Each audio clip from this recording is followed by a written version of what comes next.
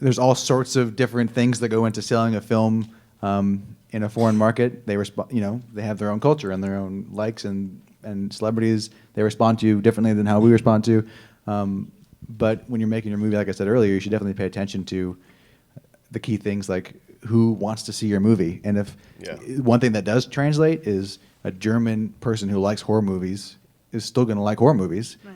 It doesn't really matter. If it's a good movie in that genre, then they're going to like it. Yeah, I mean, it's hugely important for the horror genre. It's like Kaylee just mentioned, things like comedy, don't necessarily work or translate that well to most foreign markets, but horror traditionally, universally translates. So it's the way that a lot of the films are being put together now, and scary is scary. So if you craft things the right way, and talking earlier about some of the jump scares or inherently the things that are built into it, building that sense of dread that's not just based on a line of dialogue that may or may not translate, but those frightening visuals. I guarantee you could watch The Shining with the sound off and still be frightened by sort of what you're seeing on screen. So it's hugely important. I would say focusing on the sort of telling the best story, creating the best film, that you're going to, then from there the marketplace will dictate what the best way is to go sell it, whether that's foreign or international pre-sales or whatever that might be. And it's tricky because those markets are, they go through little cycles. I'll give you a quick anecdote that'll illustrate that. During the process of honing Connecticut, many drafts into it, or knew it was going to be made, dealing with the company that's making it, the head of that company, it was Gold Circle, went to Cannes, and the script was basically done, and we had written it to be, I think it was a $10 million projected budget.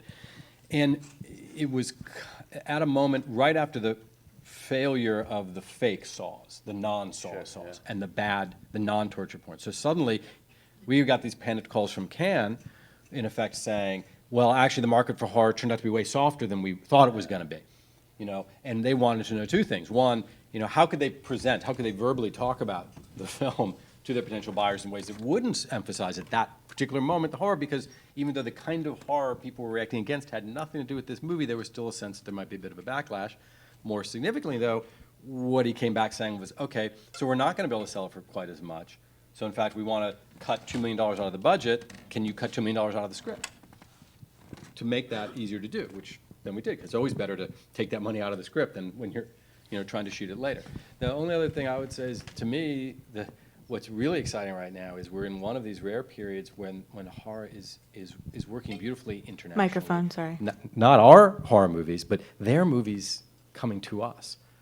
Because there's only been a few decades where we really got to get the rest of the world's vision of horror. And that's why it was so incredibly